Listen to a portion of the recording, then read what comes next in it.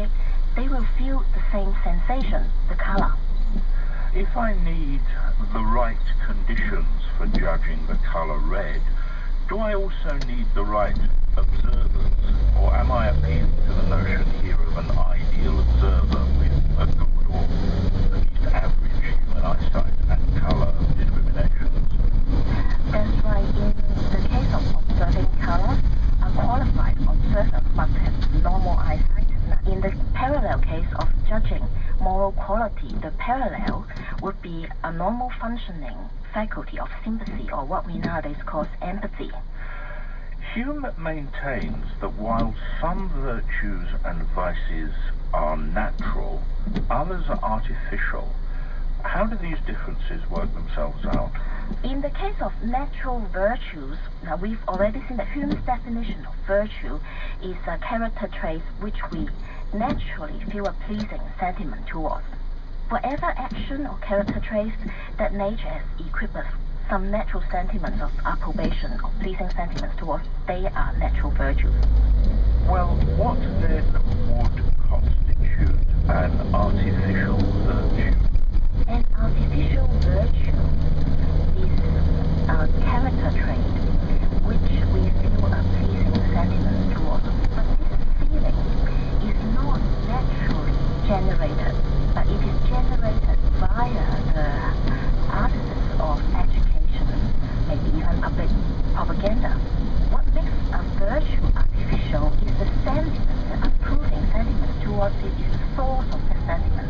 If the source of sentiment is naturally coming out from our nature, then it's a natural virtue.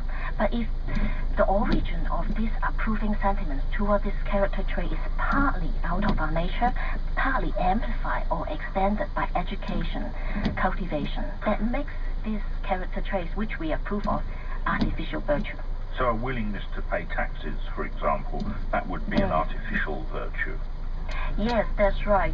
In the first place, we know that a tax system will benefit everyone, including ourselves. So we have some self-interest in paying tax on other people, and other people will suffer. So when we observe the suffering of other people or imagine the suffering of other people as a result of these moral laws being broken, then our idea of their suffering can be so enlivened as to become the feeling of suffering ourselves.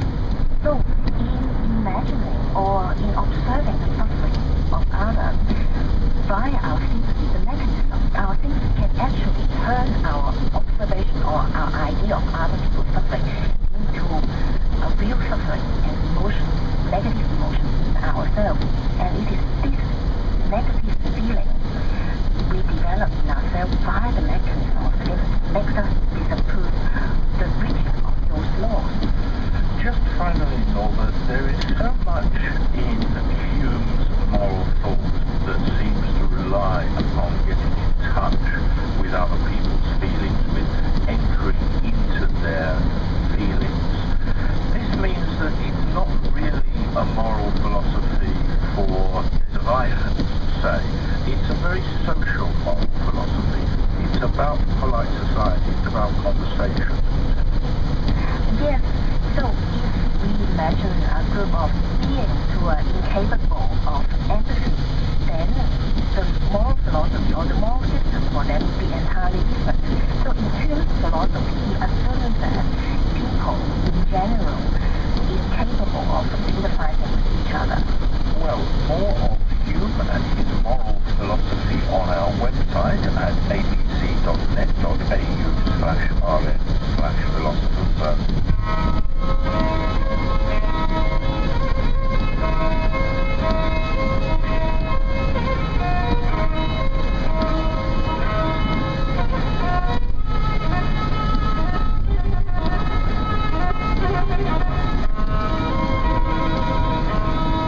I've been discussing Hume's moral philosophy with Dr. Norma Lowe, lecturer in philosophy at La Trobe University.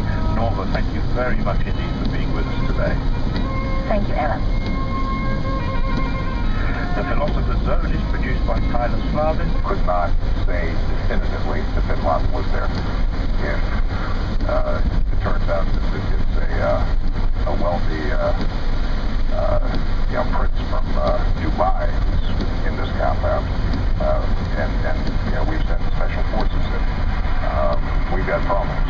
president makes no apologies, though, for keeping Pakistan in the dark until the operation was over. If I'm not revealing some of my closest aides what we're doing, then I sure as heck am not going to be revealing it to folks who I don't know. No apologies either for burying Osama bin Laden's body at sea. Frankly, we took more care on this than obviously bin Laden took when he killed 3,000 people.